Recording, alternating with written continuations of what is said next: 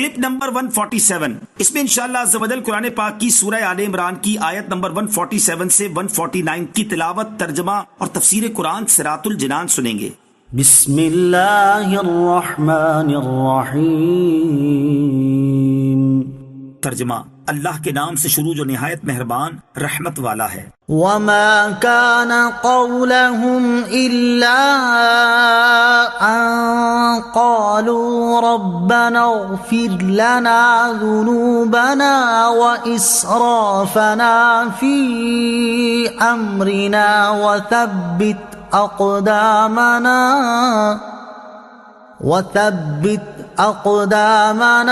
وانصرنا على القوم الكافرين۔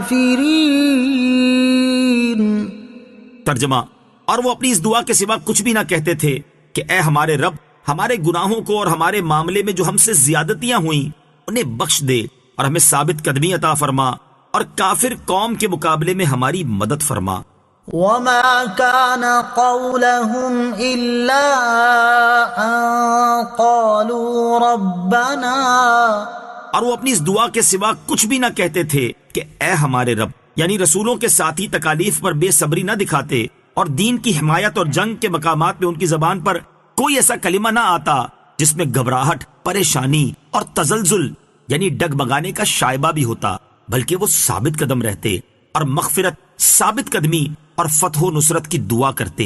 انبیاء کرام علیہ الصلوۃ والسلام کے صحابہ کی جو دعا بیان کی گئی ہے اس میں انہوں نے اپنے آپ کو گناہگار کہا ہے۔ یہ عاجزی، انکساری اور بارگاہ الہی عز و جل کے آداب میں سے ہے، لیکن لطف کی بات یہ ہے کہ وہ خود کو گناہگار کہہ رہے ہیں اور ان کا پروردگار عز و جل انہیں ربانی یعنی اللہ والے فرما رہا ہے۔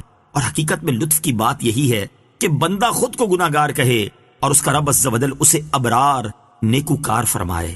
کسی بزرگ کا فرمان ہے کہ ساری دنیا مجھے مردود کہے اور رب کریم عز و جل کی بارگاہ میں میں مقبول قرار پاؤں، یہ اس سے بہتر ہے کہ ساری دنیا مجھے مقبول کہے اور رب کریم عز و جل کی بارگاہ میں میں مردود قرار پاؤں۔ آیت سے یہ بھی معلوم ہوا کہ اللہ تعالیٰ کی بارگاہ میں اپنی حاجت پیش کرنے سے پہلے توبہ و استغفار کرنا آداب دعا میں سے ہے۔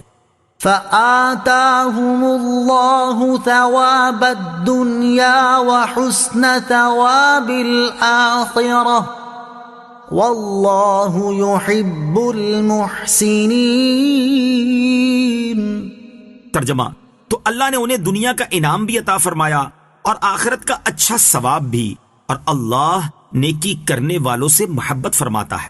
فآتاهم الله ثواب الدنيا، تو اللہ نے انہیں دنیا کا انعام بھی عطا فرمایا۔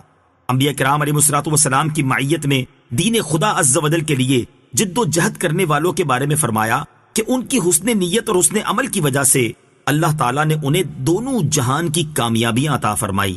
دنیا میں انہیں فتح و نصرت سے نوازا اور دشمنوں پر غلبہ عطا فرمایا، جبکہ آخرت میں ان کے لیے مغفرت، جنت اور رضا الہی کا انعام رکھا۔ اس سے معلوم ہوا کہ آخرت کا ثواب دنیا کے انعام سے کہیں زیادہ ہے، کیونکہ آخرت کے ثواب پر لفظ حسنہ زیادہ فرمایا ہے، اور یہ بھی معلوم ہوا کہ دین کی خدمت کرنے والے کو دنیا بھی ملتی ہے۔ یا ایھا الذین آمنوا ان تطیعوا الذین کفروا یردوکم علی اعقابکم فتنقلبوا خاسرین۔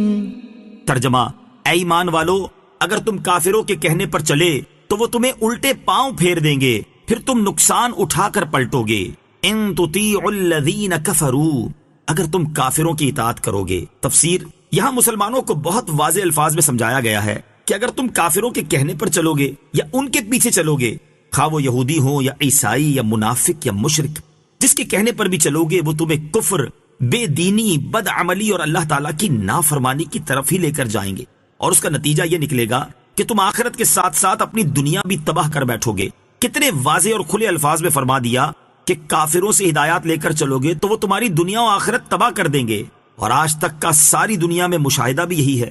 لیکن حیرت ہے کہ ہم پھر بھی اپنا نظام چلانے میں، اپنے کردار میں، اپنے کلچر میں، اپنے گھریلو معاملات میں، اپنے کاروبار میں ہر جگہ کافروں کے کہنے پر اور ان کے طریقے پر ہی چل رہے ہیں، جس سے ہمارا رب کریم عز و جل ہمیں بار بار منع فرما رہا ہے۔